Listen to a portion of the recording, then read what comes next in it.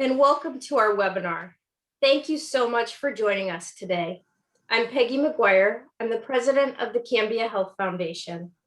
We are the corporate foundation of Cambia Health Solutions, headquartered in Portland, Oregon. Cambia Health Foundation makes purposeful philanthropic investments in whole person care models that transform the way people experience healthcare at every stage of life. We believe that every person should have access to what is needed to live their healthiest lives. And in that vein, we are committed to facilitating the equitable distribution of the COVID-19 vaccine by collaborating with our community partners to help them better support and reach the people they serve. We are so fortunate today to be joined by three trustworthy experts across our region to share their knowledge and perspectives on the ways that we can all collaborate to address vaccine uncertainty and remove barriers to access. Dr. Amy Kahn is the Executive Medical Director for Regence Blue Cross Blue Shield of Utah.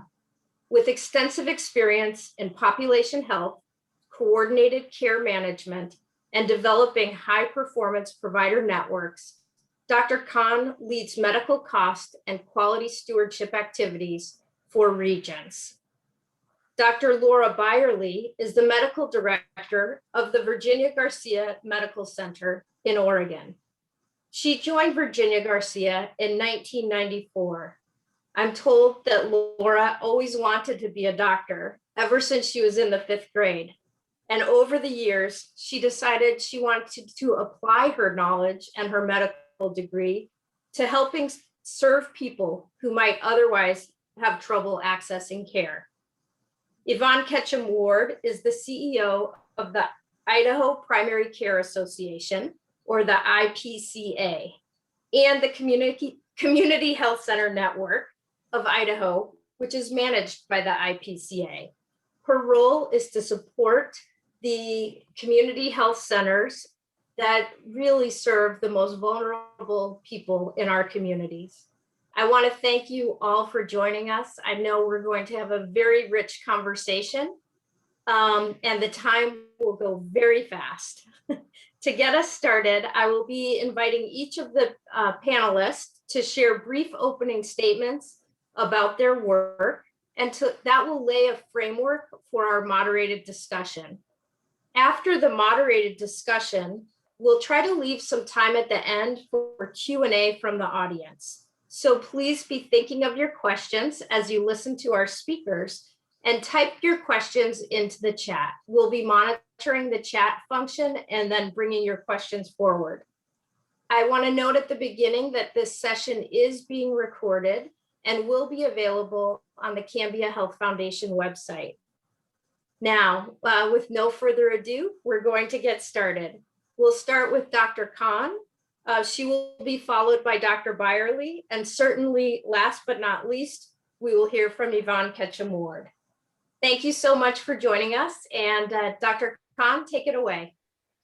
Well, thank you so much, Peggy, and thank you all for being here. We so appreciate all the work that you do in serving our community, and in this important topic of equitable vaccine distribution, we really see you as key partners in allowing us to be more successful in serving those most in need and those perhaps most affected by the pandemic. I have the liberty of taking just a few more minutes and showing some data to sort of set the stage, and I'm so thrilled to be joined by my panelists today. Dr. Byerly, Yvonne, I'm looking forward to your perspectives and so appreciate that the work that you do in serving your communities. So if we could just go forward to the next slide, please. And next one, please. I want to just start to say, boy, it's been quite a year, right? It's been January 20th, 2020, when the coronavirus, this novel coronavirus that we call COVID-19, coronavirus disease 2019, hit our shores. And we know that in addition to a tremendous number of cases, nearly 30 million cases now in the United States, that there have been about 880,000 hospitalizations. And in this plot, it's a bit busy, but I'm showing you the US, a rate of hospitalizations per 100,000 people, that's in the blue. And then the 4 states represented principally today, Washington, Oregon, Idaho, and Utah, to show you that the curves are similar. We've seen 3 waves of this pandemic so far. The first was a bit of a blip, really focused on some hot spots across the country, and New York in particular was notable in terms of the hospitalizations in those first few days or months of the pandemic. And then over the summer, we saw more gradual spread to our cities across the country. And then as of the fall, really kicking off with, I guess, Thanksgiving, when people really wanted to get together, families, friends, communities that have felt really, kind of restricted through the summer, we saw a more general spread of this disease across all communities, both urban and rural. And you can see there was a difference in the rates, if you will, in part influenced by some of the restrictions put in place by the states. But we saw in Idaho and in Utah higher rates of hospitalization compared to the other states of Washington and Oregon. And we know that there were persons of color, Black, Indigenous persons of color that were disproportionately affected by hospitalization rate. So in the next slide, just to recap for you, these are data from the CDC that show that compared to non-Hispanic white persons, the rate of hospitalization was fairly significant, over 3-fold for Black, American Indian, and Hispanic or Latino persons. And that's really reflective of this severity of disease, in part because these were individuals that were more likely serving in the front lines as essential health workers, right? Or essential workers in general, keeping, food coming, making sure that the business of our lives could continue in some form and fashion. And also these were individuals perhaps that had limited access to some of the ability to stay restricted, stay home, really be able to get access to care in a timely manner. On the next slide, I also want to show you another part of what we've seen in the pandemic, and that's that persons with chronic conditions have been disproportionately affected. As you know, 2 out of 5 American adults have at least one medical condition that is linked to more severe COVID, which puts you at greater risk for hospitalization. But in fact, non-white racial and ethnic groups are more likely to have some of these chronic conditions and more likely to be undertreated or have limited access potentially to health care. We know that age is the #1 risk factor for severe illness. The older you are, the more severe case you might have and the more likely that you may die from the disease. But keep in mind, among those hospitalized, persons with high blood pressure, diabetes, obesity, heart disease, lung disease, these are more frequently represented among hospitalized persons and are more likely to be represented among persons of color. So on the next slide, if you please, I do want to share with you that, when we were in a place to look at the potential new vaccines that would be authorized for emergency use, the ACIP, or Advisory Committee on Immunization Practices, got together to basically determine who would be the right groups to prioritize when those vaccines were first authorized. The CDC, in fact, recommended to all of our states, federal, state, and local governments, the recommendations with these 3 primary goals. One is we wanted to decrease death and hospitalization, serious illness, as much as possible. We wanted to preserve our functioning, our lives, and our livelihoods, if you will. And thirdly, the effort was really to reduce the extra burden of COVID that it was already having on persons who were facing disparities. Now, each state uniquely had its own process to develop its own plan or deploy its plan to roll out vaccines, knowing initially we would have sort of limitations in supply. And so in the table on this exhibit, it's really to show you that those who worked in healthcare, those who were residents or staff at long-term care facilities were prioritized in that first phase, if you will, in part because they had the greatest burden of disease, greatest likelihood of getting infected or death. We wanted to make sure that our healthcare system would not be overwhelmed, in part because the healthcare personnel was sick. And then we would expand out or fan out those recommendations to then tap into frontline essential workers, older persons, whether or not they were in long-term care at age 75 and older, and then sequentially move that age group down to include persons perhaps 65 and older or 55 and older who had co-occurring conditions. But we've seen, and particularly across the 4 states, that we've rolled out this immunization phase plan a little bit differently. On the next slide, I just want to show you briefly. We'll start on the right, the map of the US. This depicts the rate of immunization across our country. We've seen in places like the Dakotas and Alaska, the rate of immunization was quite brisk. These folks had a lot of local pharmacies and local public health relationships with providers. They actually did a really good job getting vaccine out into the arms of people who needed it. And you can see in our 4 states over there, Washington, Oregon, Idaho, and Utah, we've had similar rates of vaccine, although I would offer that who we have been offering vaccine to has differed quite a bit, actually. In Washington, we see that vaccine has been offered to persons age 65 and older, people with co-occurring conditions. In Utah, starting tomorrow, vaccine will be offered to all persons age 16 and older, regardless of having a condition that puts them at risk. On the left side of this exhibit is to really show you the difference among doses of vaccine that have been given, so persons who have received at least 1 vaccine, and shows the proportion of the overall population in the state that's been immunized.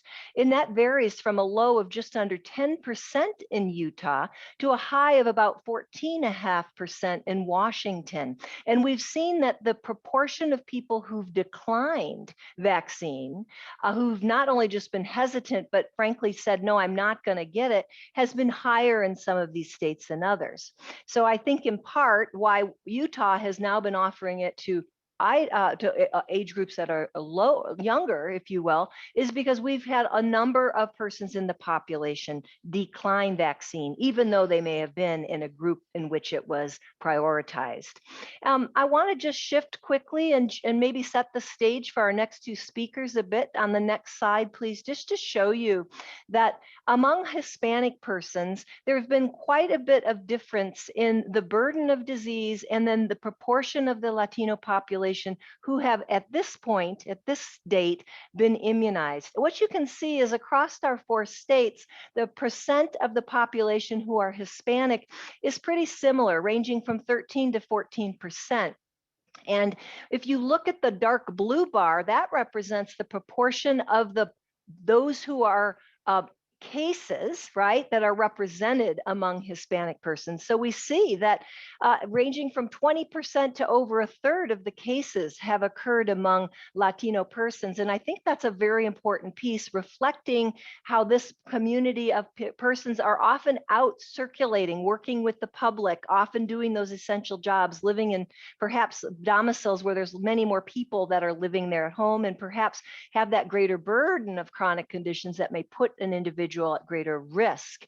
And then the green bar is really to show you that when you look at the percent of vaccinations, it's still in the order of 5 to 6% of the population, despite the Latino population having a higher prevalence within the total population. And then my last slide before I turn it back to you, Peggy, is to share with you that across our 4 states, we've seen a difference, if you will, in the proportion of the population that has received COVID-19 vaccine by race and ethnicity.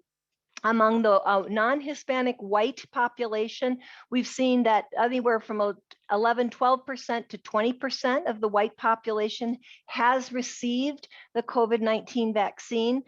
You can see that the Black population, proportion lower, if you will, in terms of the proportion that have received the vaccine, and even lower among Hispanic persons. So I'm going to pause now, and again, thank you for the opportunity to join the conversation today. We can turn off the slides and turn it back to Dr. Byerly or Peggy. Thank you. Shall I just start? Thank you.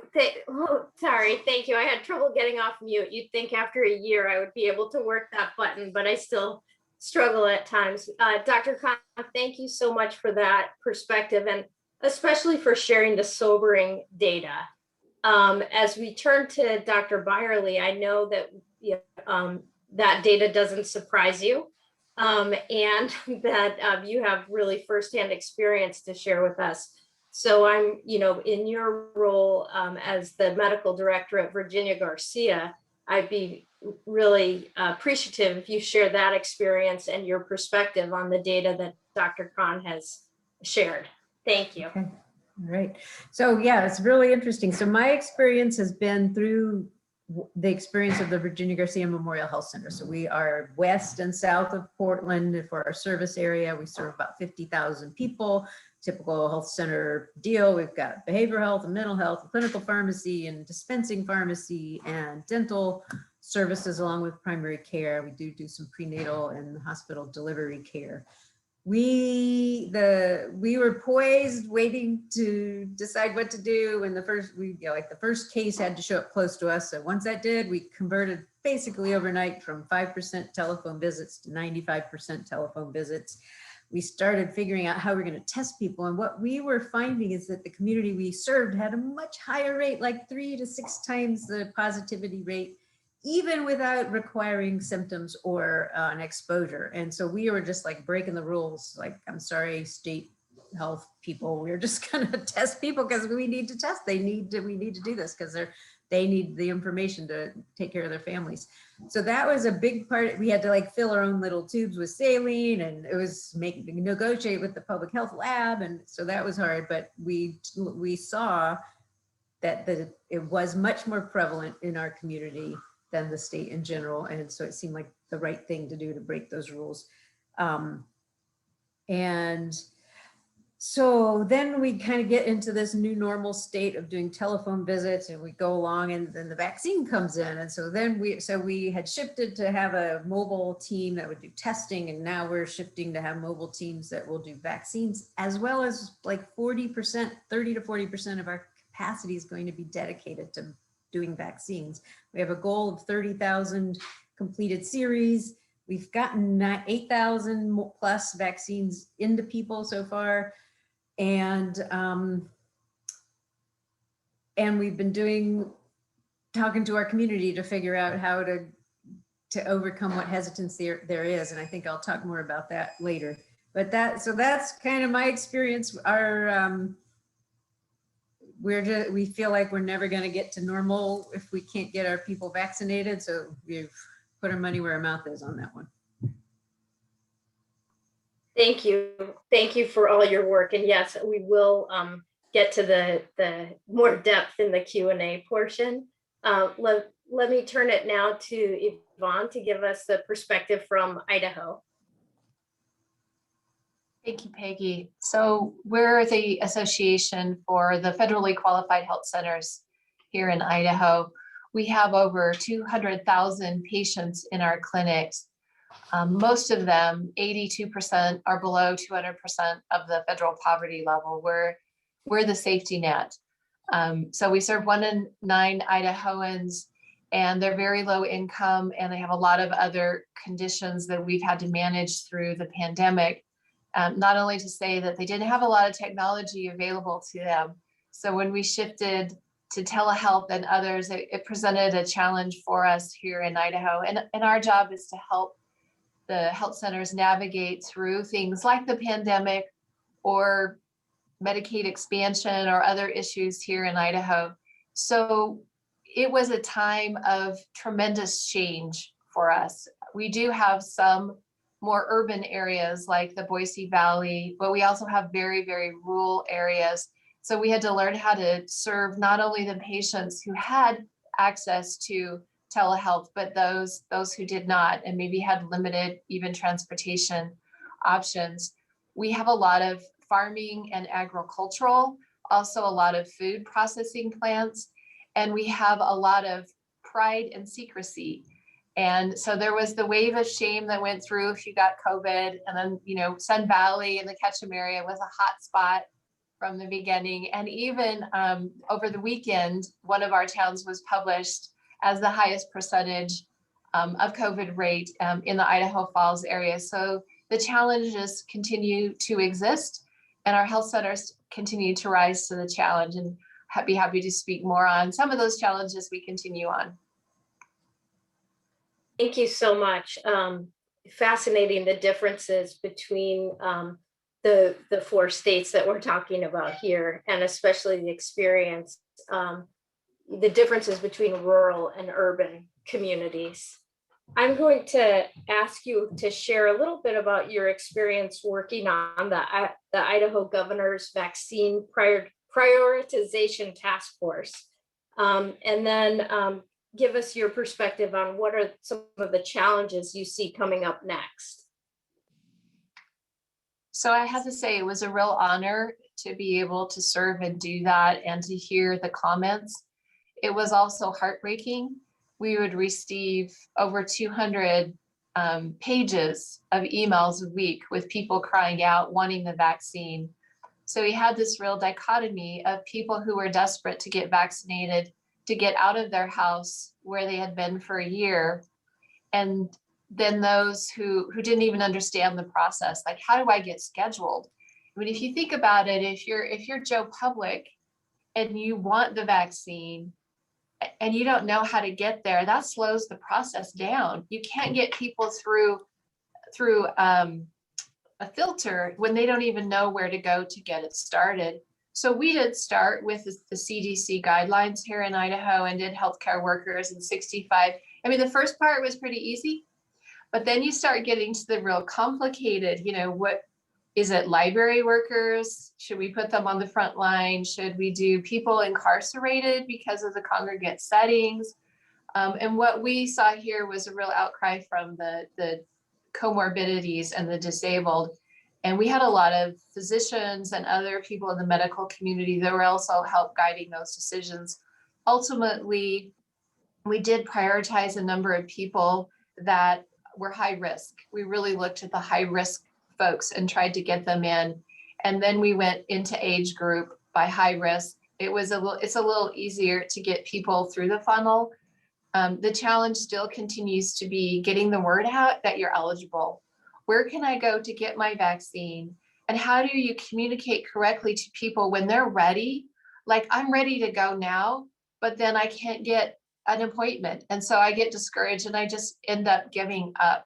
So we have a lot of people where there was a pent-up demand, and then there's this huge need to get out in communities and to get those people who literally didn't get their shot at becoming vaccinated, and we need to hit them next.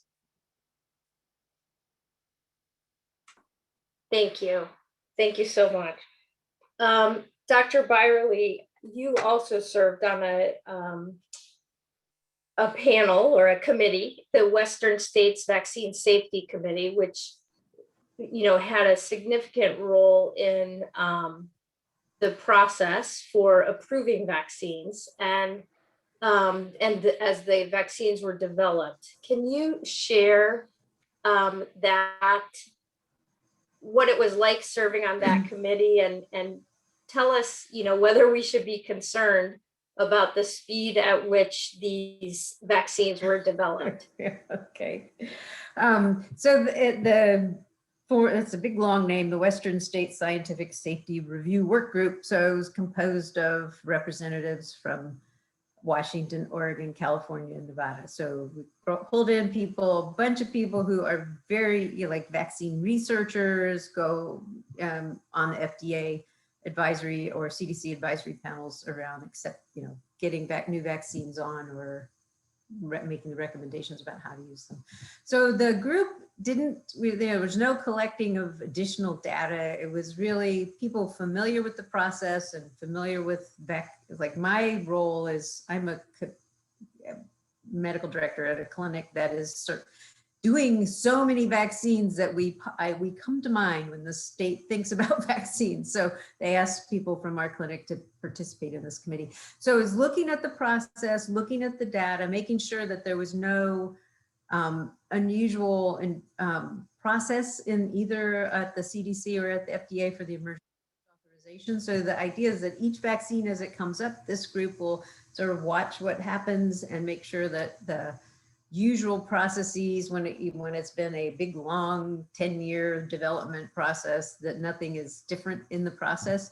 But the quickness should not, I mean, the quickness makes sense that we got to it so quickly. We had the drug companies knew they had money coming in to pay for it. They knew there were plenty of customers. They converted over their processes to this and dedicated all these resources across the world. And so they came to an answer. We've had new technologies develop, and they had a whole bunch of people transmitting the illness to test if it worked or not. So it was just like this perfect storm of good conditions to develop a vaccine quickly. So I feel like there's nothing about that that's suspicious, right? There was just this perfect alignment of all sorts of variables. What was disappointing is that we didn't make enough little glass vials and syringes and all the rest of the stuff that we need to get it out to people quickly. So it's gonna, they developed a whole new vaccine more quickly than we'll be able to get it out to all the people who need it, which is kind of ironic. Yeah, there's a lot of logistics and to getting it out there too. Yeah. So, as each vaccine comes up, we'll keep doing this review process. It's and then like California more than the other states comes up with these extra questions. Can we do it with just one dose? Can we put off the second dose for 3 months so we can get more people vaccinated? And it's just mostly like, well, there's no data about that, so we can't say more than the data we have collected already. And there's a concern about like long-term effects of the vaccine, and that we don't have any long-term yet. So there's always that question that people have. And that's the one that's like when patients are worrying, it's like, you're right. I can't tell you one way or the other. I took the vaccine because I felt like the risk of COVID was a lot more definite than these potential long-term things. Yeah, I have heard that for pregnant women, that there was a concern about pregnant women getting the vaccine earlier, and there've been some evidence that it really is safe for pregnant women to get vaccinated now. Did that committee look at things like that? Yes, but this is a scientist or, committee. And if there's not data, then you don't know, right? So the data that was available was suggestive that there wasn't any concern. And then of course, every month that goes by, people get pregnant and we get more knowledge about it. It does. And then the people thinking about the mechanism of how placentas work and how the vaccine works, that also seemed to be like there wasn't a logical mechanism how it would harm a fetus, would be protected by the placenta. Well, I guess I'll say it gives me. Go on, sorry. Yeah, sorry. As a non-scientist, it gives me great comfort that you, a scientist, served on this committee, and that you received the vaccine, that you say, yes, the fact that it was developed quickly is not a cause of concern, because we had a lot of smart people looking at the evidence and looking at the data and really applying that same rigor as we would in a longer term process. Things just align to move more quickly. So it gives me great comfort to hear you say that. I do, the data that we have seen indicates that vaccine hesitancy or vaccine vaccine uncertainty is much greater in communities of color who have often faced systemic racism in healthcare and patterns of discrimination. Can you speak specifically to what strategies Virginia Garcia has employed to educate and address vaccine hesitancy among the people that you serve? Sure. So one thing is we are this place that has been giving tens of thousands of vaccines every year, right? So we are already a place where our community, we talk about vaccines. So that's kind of a background. And Yeah, then you're trusted. You're trusted. I think that they're right. We can irritate people too, but like we don't answer the phones fast enough, right? But I think we are trusted. We have, so just to compare to that 5% among Hispanic rate of vaccination in Oregon, of those 8,000 plus vaccines, it's almost 50% are with Hispanic people in our vaccination campaign. So that's working. We have been communicating with our Spanish speaking population since this started around testing, around the disease, around resources, around how we can help. We have been reaching out to community-based organizations that are serving the same overlapping population to say, hey, who of your staff can get vaccinated? Let's bring them in and vaccinate them. Then who of your older people in your community do you want to refer to us? So we've been working with particular community partners. And we're about to work with like an apartment complex that we have community health workers there that we're going to try to really maybe even subcontract them to help get people registered so we can vaccinate them. So it's like by working with leaders and getting them vaccinated and getting them comfortable, that seems to be working because we're not seeing that hesitance yet. We're seeing people clamoring for the vaccine so far. So we'll get those people vaccinated and then hopefully, we've done these community listening sessions where we are trying to hear what the worries are. And even there was worried about, is it going to hurt me genetically, and how come that was so fast? Those were the main ones, but also mostly it's like, where can I get this thing? So I'm having a different experience. I'm waiting to find the hesitancy. I know it's there, but so far, Yeah, this approach is working. Yeah. And Peggy, if I could jump in, thank you, Dr. Byerly. I did want to, for the participants, maybe just share what the vaccines are today. If we could just bring up that immunity with COVID-19 vaccines, I do think that depending on the individual, on the community and whatnot, people, do have some hesitancy. Some are frankly just, next slide, please, coming on. There you go. Just to show you, the value of getting immunized is that it offers terrific protection against severe illness, hospitalization, and death.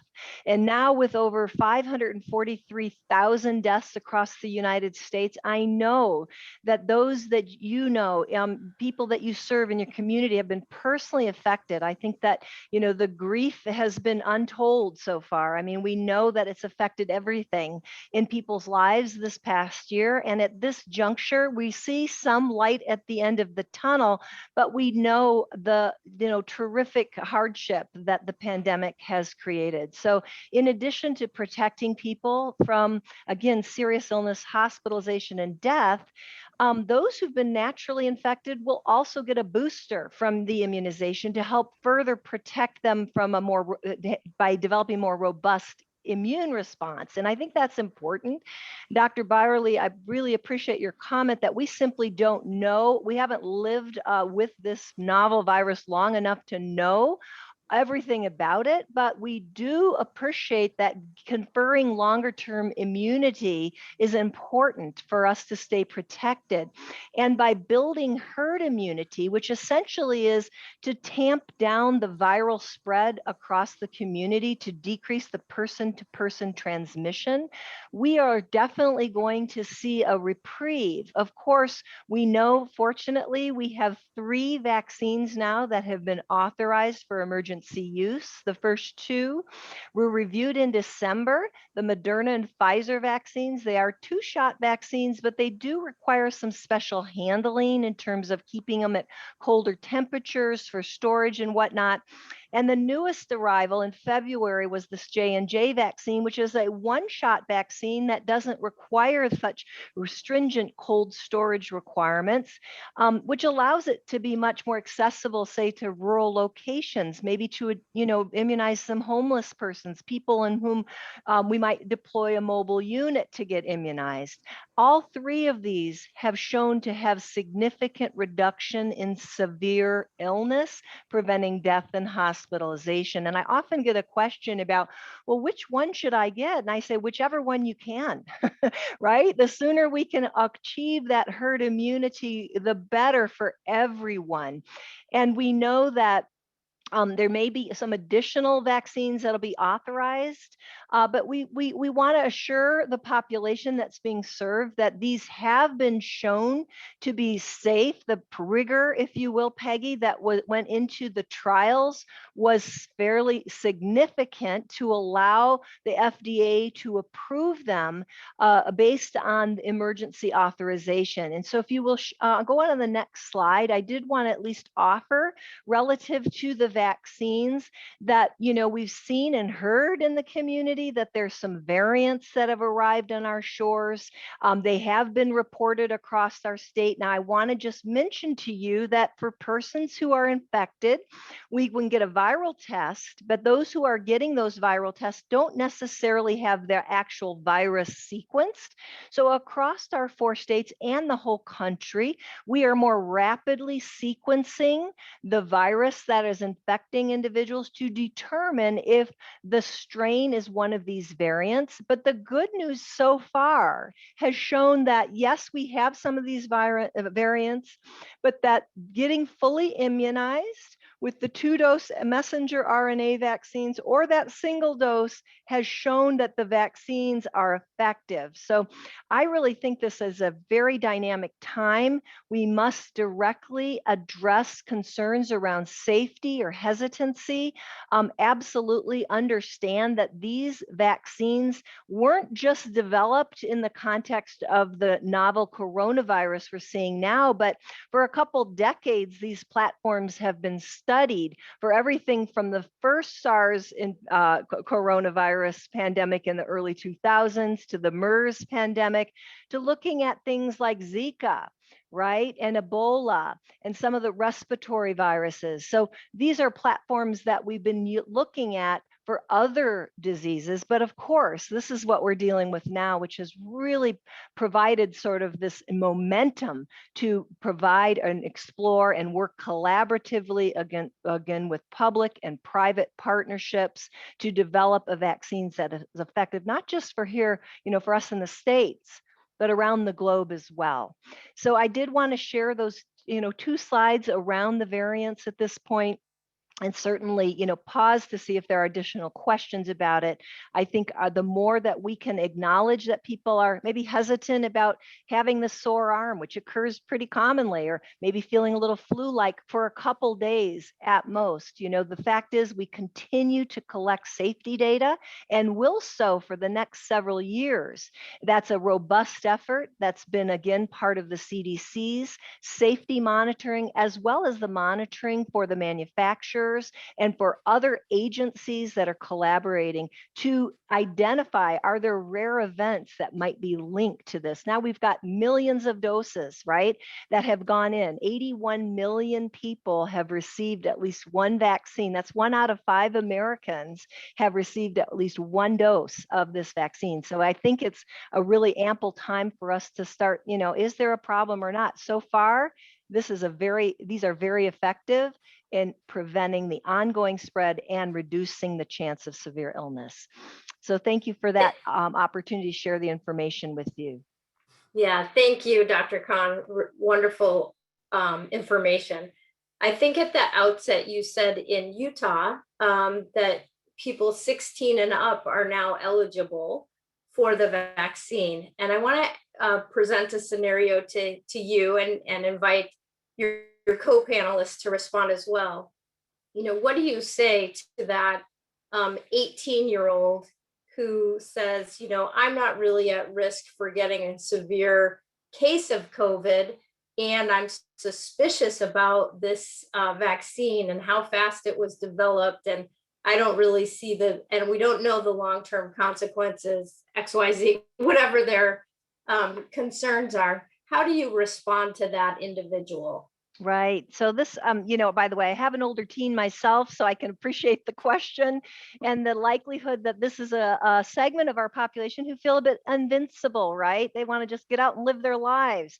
What I would say is, a couple things. One is that receipt of the vaccine for those in whom it's authorized or at this point is an important step to help allow that teenager to continue to go to school, maybe get job training, develop skills for their future, right? We all have known how this has impacted our educational system, not to mention our beloved teachers and other educators that have maybe been affected directly or are at risk because of other issues.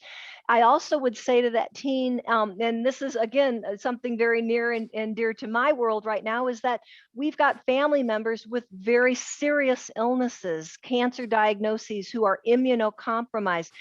The idea that could be spread to a loved one, a parent, a grandparent, if you will, someone who is in our world, is another motivator sometimes for people to get that immunization. And then lastly is this notion of herd immunity. We've used vaccines for years, right, for several transmissible diseases, right, to prevent ongoing transmission, whether it's measles, whooping cough, essentially eliminated polio in our country. And these are because of that group effort of achieving herd immunity to prevent the ongoing spread or propagation of the pathogen in the community. I do really appreciate that one of the things the pandemic has done is raised all of our awareness for the importance of public health, its role in supporting us. I give the analogy of a fire station with a fire engine. Thank goodness we don't have fires every day, but we don't want to get rid of our fire department, right? So that we can be prepared. And it's why the fire department has all that training. I think for our young men and women, our teenagers who are going into various professions, it's opened up a whole world of opportunity, everything from virology to exploring the immunizations for other pathogens, if you will, looking at public health, looking at how we've adapted our commerce, right? How we do business. Dr. Byerly talked about doing the virtual care visits. I really feel like I can engage that younger community now and talk about how this is really forging our future. And they're a key part of that, by the way, for us to be successful going forward. Yeah, thank you. Yvonne or Dr. Byerly, are there any comments you'd like to make on this question of, how to talk to the younger generation about the importance of getting vaccinated? Well, I think Dr. Khan hit the points one would try, and then acknowledging the autonomy of the person and like, how do you want to be part of society? Just like, what's your role? How do you want to fit in here? But yeah, it's a tough one. I don't know, Yvonne, you have any?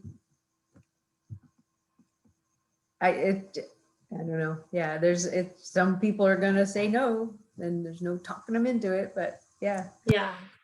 I agree with what was said. I mingle with a lot of 25-year-olds, and they really want the world to open back up. And I was listening on Squawk Box to the president of United Airlines, and he said, laminate your immunization card, because if you want to see the world, you're likely going to need that immunization card. And you think about the technology we have today to fly places and see things, the Eiffel Tower, Rome, Cancun, you want to be immunized so you can enjoy all that. Even though we have a high percentage in the United States, other countries are not so fortunate. So if they want to live their life, go to school, they need to get their shot. Yeah, very practical perspective as well. Thank you. Let's go back to the vaccine hesitancy question. We had a couple of questions in the chat about that issue, but Yvonne, I want to ask you to share your perspective, because the community health centers that you serve, they really are serving a large volume of underserved populations, including people experiencing houselessness, migrant and seasonal agricultural workers, and people living in rural settings. So in addition to maybe a lack of trust in the way that vaccine was developed, there are other practical barriers to accessing the vaccine, whether they're language, transportation, or technology challenges. What have you done in Idaho to overcome those barriers? Well, the state has been really smart about allocating vaccine to community health centers because this is the population that we serve. So they're used to coming to us for their medical care. In addition, we do outreach to some of the migrant and seasonal farm worker camps, and we provide on-site care when it's needed, because a lot of times they don't have time to come into the clinic. So we've deployed mobile vans to go out to some of the camps and do mass vaccination clinics there. We've also deployed getting in with the community. So the providers are known, they're bilingual, and they go out there and they speak to some of the leaders within that organization and they get them on board. When we have a lot of Native Americans in Idaho, as do these other states, and if you don't go out and get the tribe on board with what medical procedure you're trying to implement, nobody else in the community is going to be receptive to that. So you have to have bilingual people who talk to everyone there. When people are ready, you have to have the vaccine available. You can't just go out and do people that are 65 and come back later and do people that are 35. You have to have the ability to do everyone that's willing to take one at the time. So we're fortunate that we're part of the solution, and we've been very effective in reaching populations that normally would not drive into a metropolitan area to get a vaccine. And we've been tracking our vaccine rates for different nationalities already. And so we see a higher percentage of vaccinations in our community health center of people of different races than you see in the normal population. So it's working, and we'll continue to do that. Great. What about the issue of homebound older adults or people with disabilities? Are you seeing solutions for that population or those populations? Yeah, that's a tough one because you have to find them. And sometimes it's a family member or a caregiver that's servicing that person. And so in Idaho, most of our elderly or frail population has been in long-term care facilities where you can go in and do mass vaccinations. There are like Disability Rights of Idaho that is in touch with a lot of the population that are homebound. And so through this next phase, they will be reaching out to those caregivers to do those mass vaccinations. A lot of that then will probably be done more by commercial providers to do that vaccination other than our community health centers. But they are on our radar. You got to find them. Yeah, the Cambia Health Foundation is funding a study with Trust for America's Health. Very intense study right now looking at recommendations and best practices for reaching that really hard to reach population. The people that have trouble getting to the mass vaccination sites. And accessing technology to make their appointments. So when we have those recommendations from that other grant, I will send them to you and to everyone on this call, actually, because I think it would be, I'm hoping they will be very concrete and effective recommendations. Well, let me,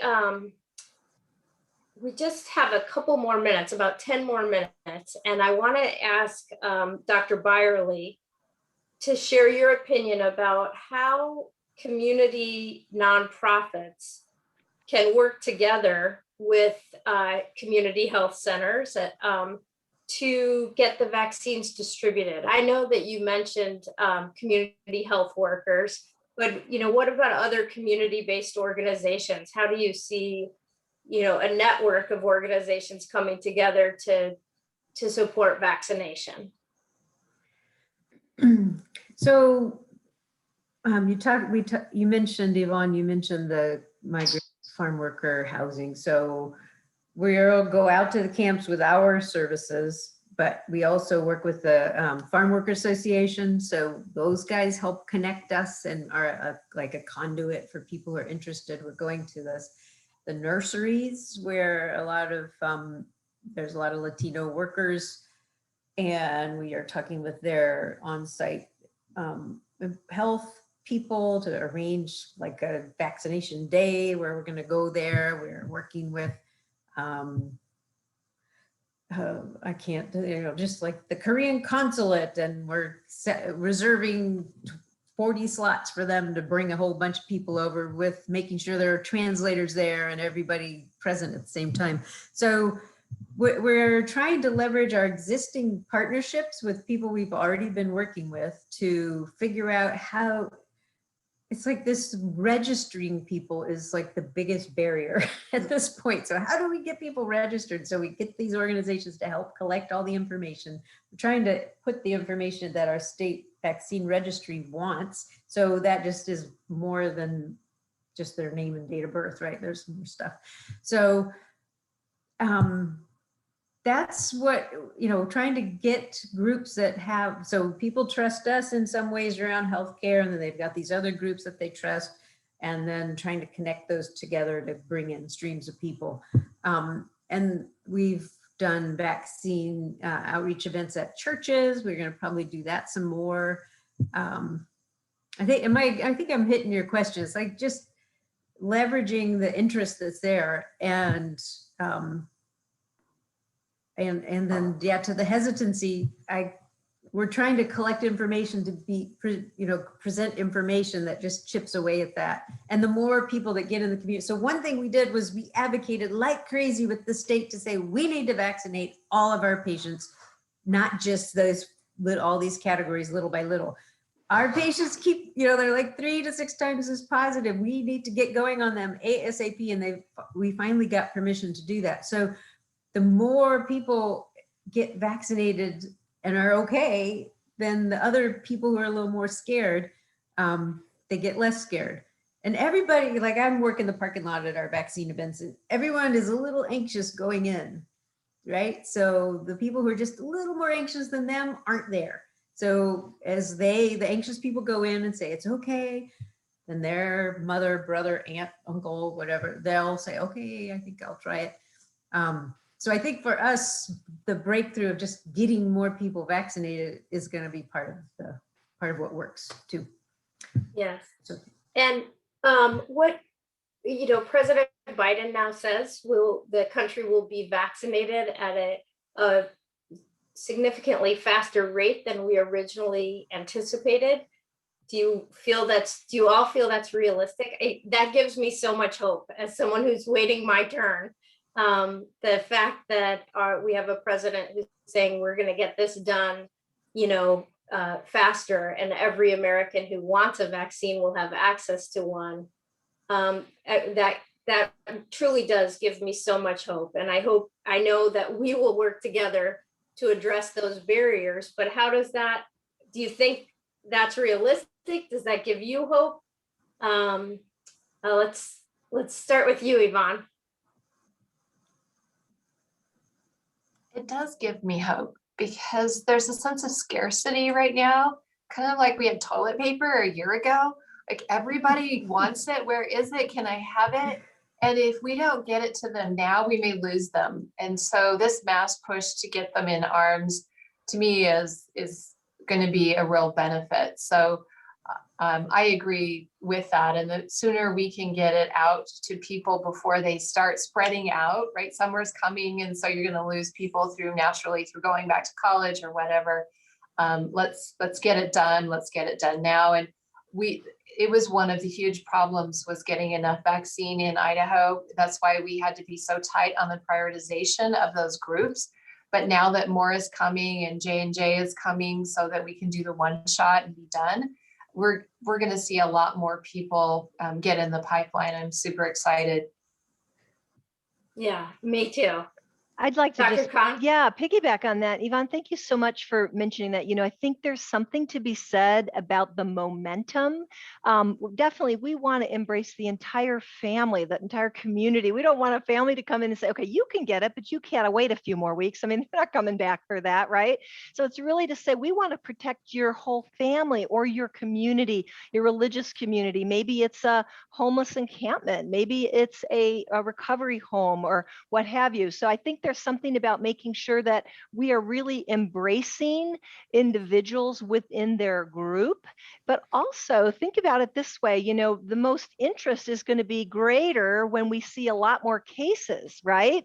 And we saw that spike in that first slide I showed, the third wave was really pretty big, and we don't want to go back there. And so as we see fewer cases, which is a good thing, right? We're seeing the viral transmission go down.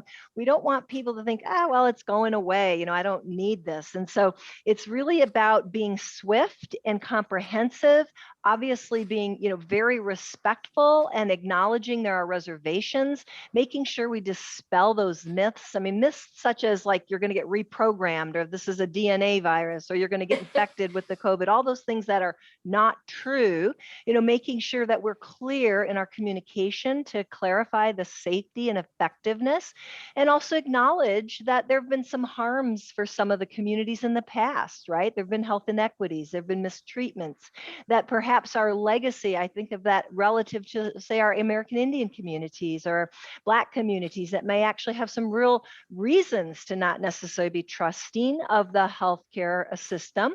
And so we really want to, again, make sure that their leaders are involved in the discussions with the community and are getting immunized. I think it sets an important example. Yeah, thank you so much. I couldn't agree more. Let's see, we have no questions in the chat. So I want to remind you, if you have a question for the panelists, please type it into the chat. We have 3 minutes left. So you have to go quick if you want a question, want any of our panelists to answer your question. I am going to, seeing none, I'm just going to ask each of you to take a minute to talk about what do you see happening over the next 30 days? What do you think are the most important things we should be doing? We'll start with Dr. Byerly. The next 30 days. Well, for us, it's just, we're trying to get as many extra people into our buildings to help us do this work, so we might not have to give up as much primary care. So yes, I totally agree with Dr. Khan that like now seize the momentum that's here and get as many vaccines in the people, like try to get people really interested so every possible vaccine slot is full. We don't miss any opportunities. And then be building materials and ideas around how to talk to people about hesitancy as we hear about it and collect up that information. So that's what I think we're gonna be doing. Great, thank you. Yvonne, next 30 days. Well, I have found community health centers do the right thing regardless if they know they're going to get paid. And so they just trust the system that eventually I will figure out how to keep the lights on and things going. And so I work with them really carefully to say, how are we going to not just physically survive this? How are we going to financially survive this? And what have we learned from this that we will take into the future? So we need to make sure that telehealth stays in place. We've come so far. We need to keep people having the ability to connect with their doctor, to get their preventative visit. And if they keep those connections to the medical community along with the rest of their community, we will be able to get through this together and do some long-term planning, some off-ramping.